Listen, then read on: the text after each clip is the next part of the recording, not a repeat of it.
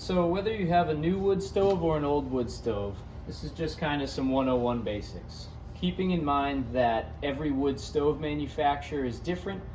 They're all going to have different components, so some of the things you may see on this particular stove might not be on yours. This is a Vermont Castings Dauntless. It's a great stove, personally one of my favorites. So just to go over a few things, if you have a new stove, the number one most important thing when you are starting your new stove for the first time, you need to have break-in fires for your initial process, okay? The cast iron, the metal, the steel, the components have never been expanded at the factory. So if your first fire is this massive fire, as large as you can get it, there's potential that your steel, your metal cast iron is going to expand too much and could possibly damage the welds in the stove body. So in order to avoid that, you want to have anywhere between 4 to 5 fires, starting small, getting larger, and making sure the stove cools off in between each fire.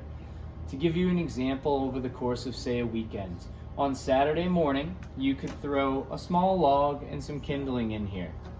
You get your fire started, you let it burn out.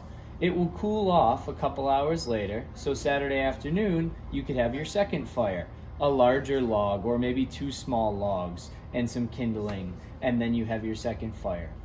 A couple hours later, that will burn out and the stove will cool down, and Saturday evening you can have your third fire, maybe 25% full. Sunday morning, you can have a half full fire, and by dinner time Sunday night, you're good to go. This is just the first time, not every year, okay? So the second year you have it, you can crank this thing right up. But the first time you ever fire it up, break it in with 4 to 5 fires, small to large, all right? There are painted components on this. The paint is gonna cure and it's gonna have to burn off the first time that you use it.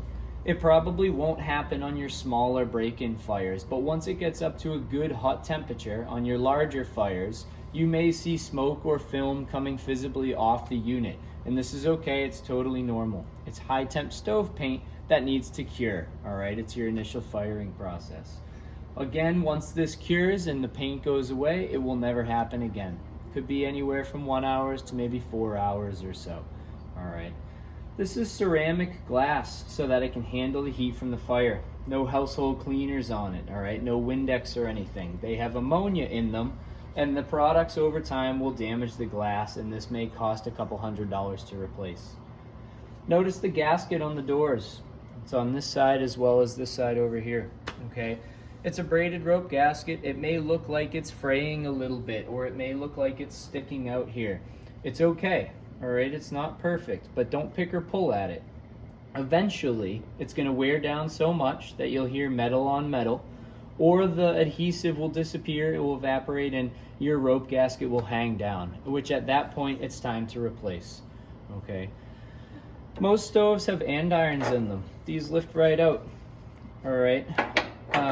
Depending on how thick the material is that they use for the andirons, or if your stove even has any, they may burn out over time. You can certainly replace them if you'd like. Typically they'll have a part number on the back, or it'll be something you could look up in your manual. If and when these burn out, you can choose to replace them if you'd like, but you don't have to, all right? There's 2 purposes for them. A is aesthetics, it's just for looks, okay? B, the second thing, is to keep an airspace between the glass and the andiron. All right, you want to make sure that your wood stays off of the glass. You can put as much wood as you can fit in here, as long as you leave it about 1 inch or so between the wood and the glass. You want to make sure no wood is actually resting on it. All right. Underneath, you'll notice some stoves will have an ash pan. Okay, there's a little trap door underneath here, and inside the stove itself, there's going to be slits in the floor that you can just brush your ash into, down into your ash pan, where you can then empty it out. You can get a ash vac if you'd like. Those are extremely convenient to help clean out the stove, or just a bucket with a cover is fine, and a shovel. Just take a couple shovelfuls out here and there. But if you do have a bucket, make sure to keep it covered and leave it on a non-combustible material. If you leave your bucket on a wood floor, you're going to get a ring on your floor over time, okay? This particular stove has a cat in it, all right? It's a catalytic combustor that the EPA is requiring stoves to now have. A lot of older stoves did not have these, but for the Vermont castings run in particular, that's going to be hidden behind this little ceramic component here. You don't need any tools or anything to get it out. It simply lifts up and then pulls out of place. Be gentle with this, okay? It's not extremely fragile, but it is fragile. This stove currently does not have one in it. However, if you did have a cat in here, it would just rest right in the back. Over time, after a year or so, you should pull this out each season and gently brush it off to make sure it's clean, to ensure your stove is burning properly, okay? We are going to have another video regarding the burning process, getting your stove going, and making sure that you're getting the cleanest burn possible.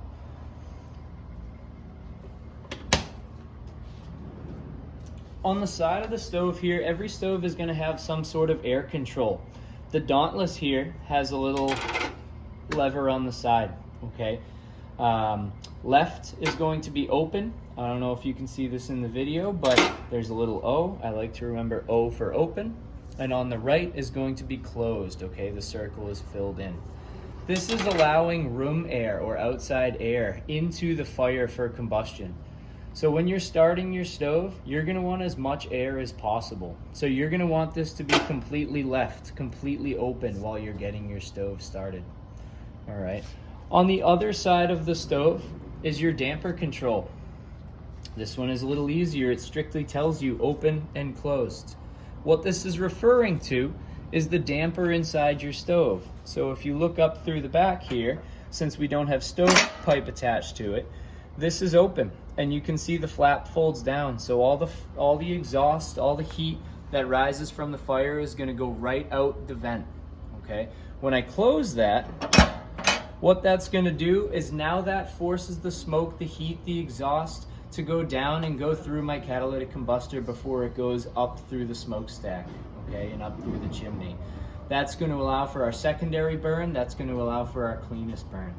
Before you close this down, you want to make sure that your stove is nice and hot and your fire is going. I would not close this until your fire's been going good for at least 45 minutes or so. All right, so when you get your stove started, you want your damper in the open position. You want your outside air in the open position, and leave it that way for anywhere from 30 to 45 minutes or more until you have a good fire.